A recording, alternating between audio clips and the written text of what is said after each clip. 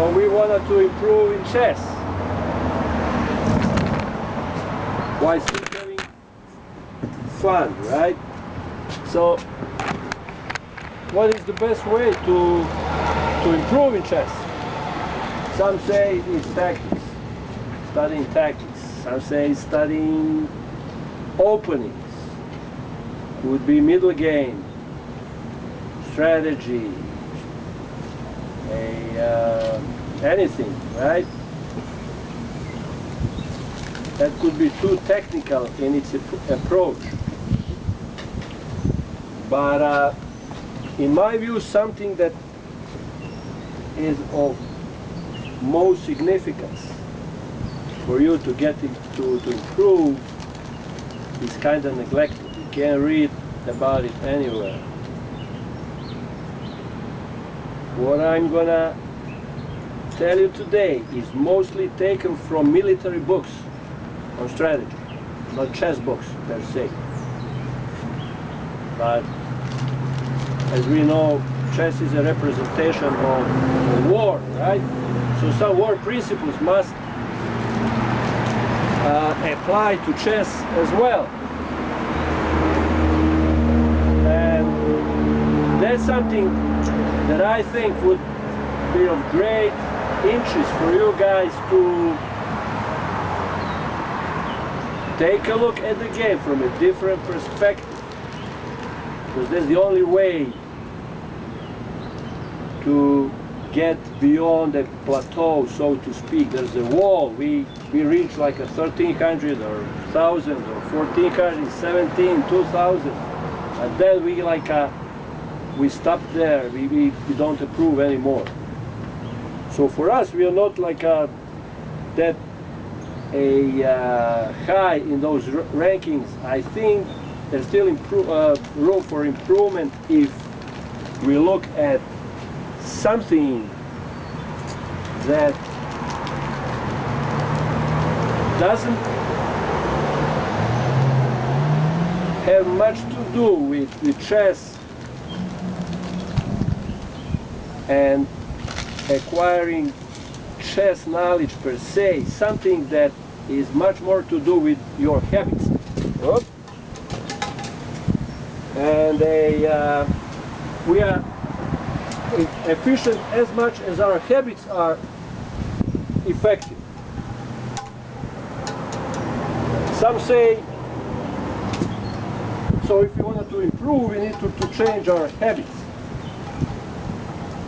Some say we cannot break our habits. The only thing we can do, the only thing we can do is to develop new habits.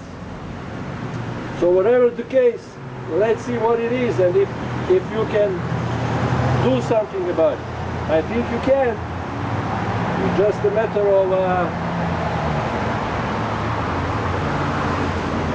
develop that healthy habit for your chess. All right.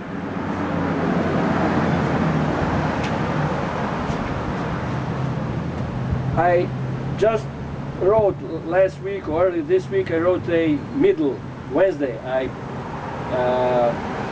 wrote a post on that subject. And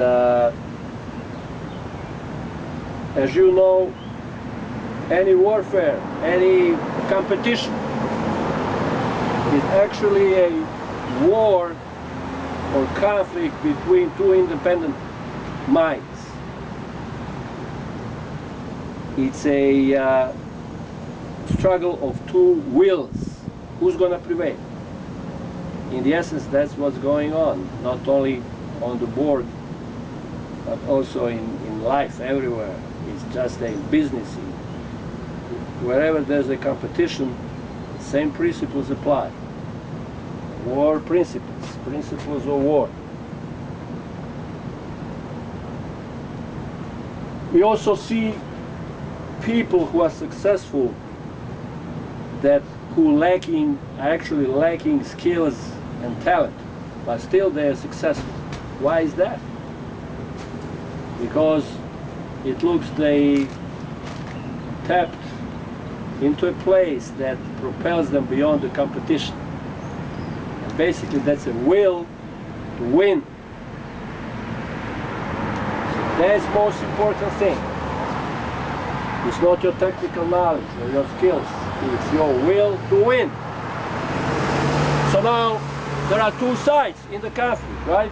So each side wants to prevail.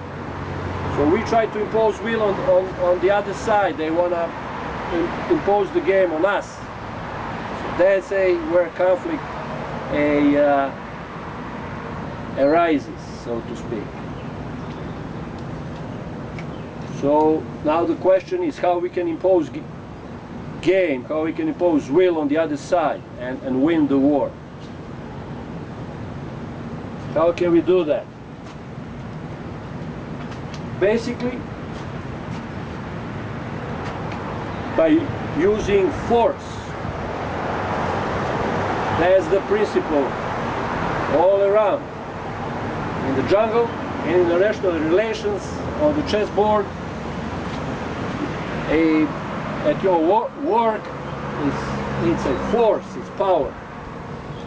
And that's one dimension that which there's in chess, right? Power represented by force pieces possess in space and time. So 3 dimensions, right? So basically the idea is to distract the other side's strength, power, right? Because without enough strength, they're doomed, right? They're destined to fail against our force. All right, so let's see. The game is very instructive, and I thought maybe we should go over it real quick first. Some may have already taken a look at it, and then we do it again. We get back.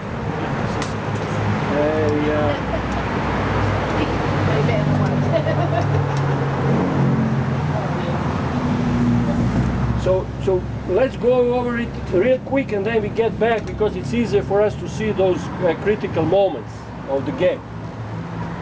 So basically,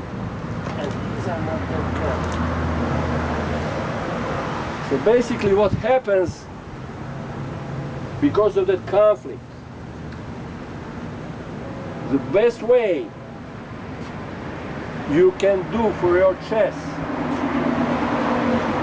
is to come up with understanding that it's not you who are the more important party in the conflict. It's them. It's like in not only conflict, it's all in love, in life, you know, you always need to understand the other side's desires and wants and everything, right? Especially in war, you need to understand, you need to learn your enemy. There's no way you can win if you don't pay attention to what your opponent is doing. That's the most important thing. We are obsessed with how we can attack, how we can strike, but it's like two wrestlers locked up in a hold, each trying to throw the other. It's a process of mutual adaptation, right? Also boxing is a good analogy, but wrestling, you know, so you are trying, you know, to impose your will on the other side. It's a process of move and counter move, right? It's a give and take. So you should never ever, you know, take off your eye from the other side. And that's something that we're gonna see today. So let's see, it's a D4. The white guy is the great Akiba Rubinstein, the Polish player or Russian, we don't know. He himself, he didn't know what country he was born in.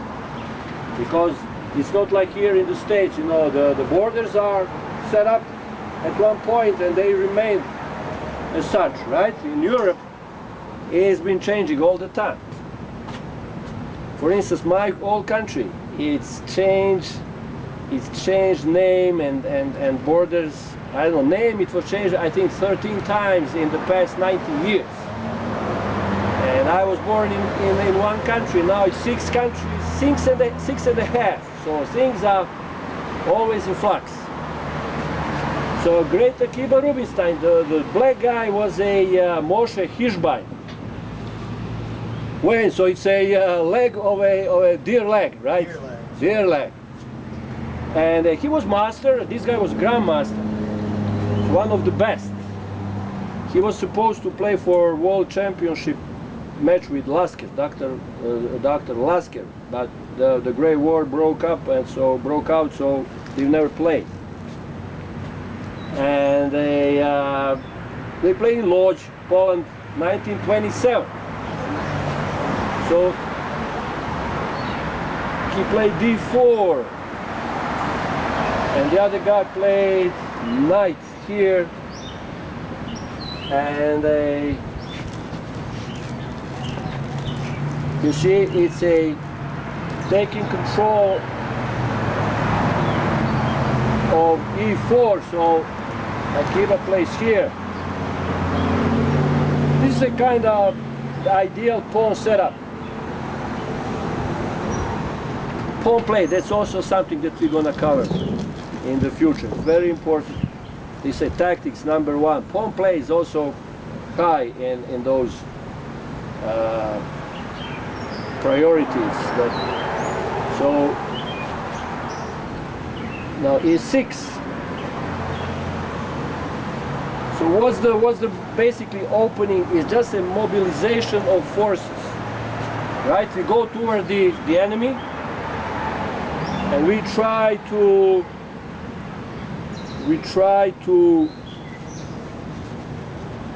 create a structure. Basically, our pieces need to cooperate in such a way that Tony once mentioned about that, like a structure thing. Basically, pieces are getting into contact. Remember those 4 contacts, right?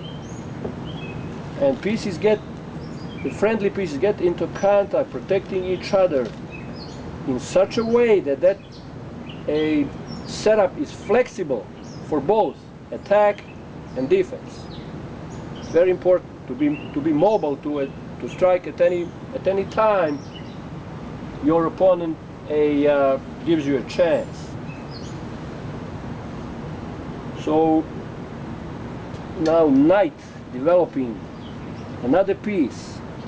So basically openings are really the least important part of the game in a way that you really don't need to study openings that much. You just need to have some basic understanding of what you wanted to achieve before actual battle in the middle game gets started. So it's not like a parroting moves, you need to understand what kind of battle is approaching in the middle game. So that's what it is. So now d5. d5. So already we can see what would be strategy for both sides. You see this? This is what Hans Kmoch calls a ram.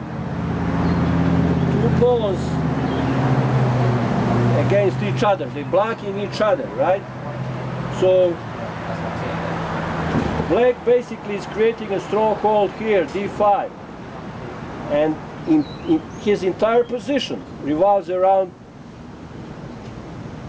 how strong that d5 post is gonna be, because it's like a, you know, the white wants to advance his army. You know, this is like a point. It's a pivotal point, right, where, you know, it's like a wall for the white army to expand and advance even more. It's very important to have those strategic points established and hold those strategic points. Why is that important? it's important because if you keep and hold here, white cannot come over to you and strike at close distance, right? So that's why they simply cannot come and use their power efficiently, because when they cross that middle line, things become much different. It's like a enemy in the, how you say that in English? You know, when they cross behind enemy lines. Yeah, it does get into it. That's a completely different type of battle. So let's see where else they play here. So right now we see this is a strategic stronghold. This is a stronghold for white. So, and now using that screen, both sides are going on with development, with mobilizing their pieces. So this is a kind of a pawn screen gives security for other pieces to get in. And then at a certain point, both sides try to attack that strategic stronghold on both sides. You know, what white wants to do, it wants to remove this guy. This guy is a blocking, you know, and a stopping white from expanding, moving further. White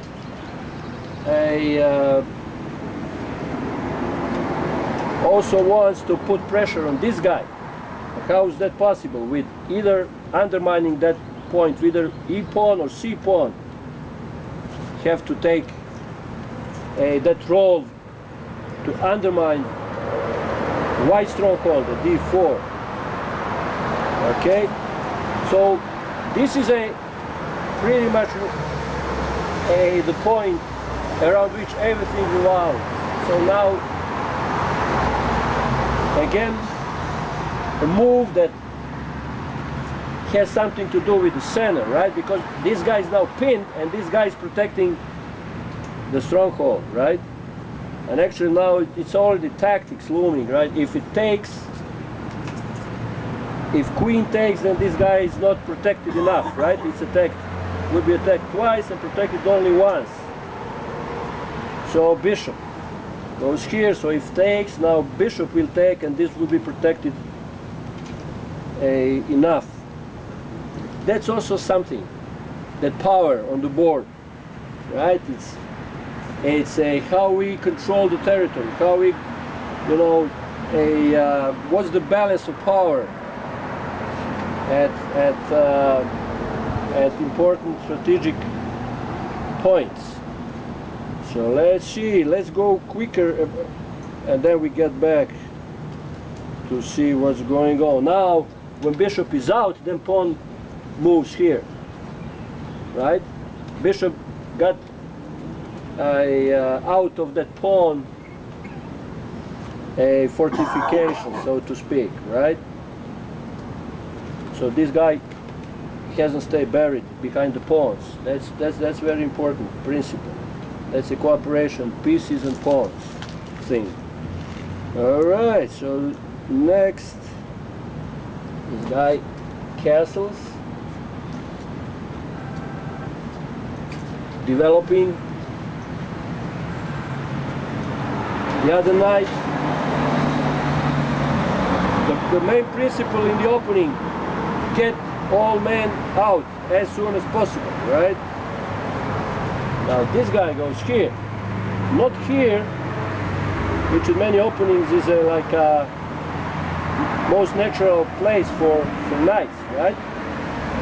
But here, because like I said before, strategically E pawn and C pawn they want to undermine, so from here it supports both moves. So that's why it moves here. Rook B1.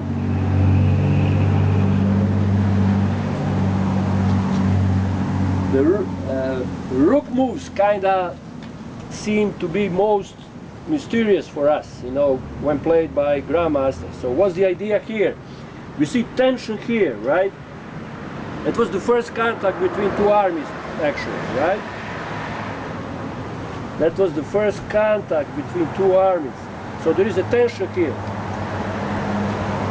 So we may call it, Hans more calls it lever. So both sides, they're waiting for a moment when to basically induce the other side to take with concessions, basically.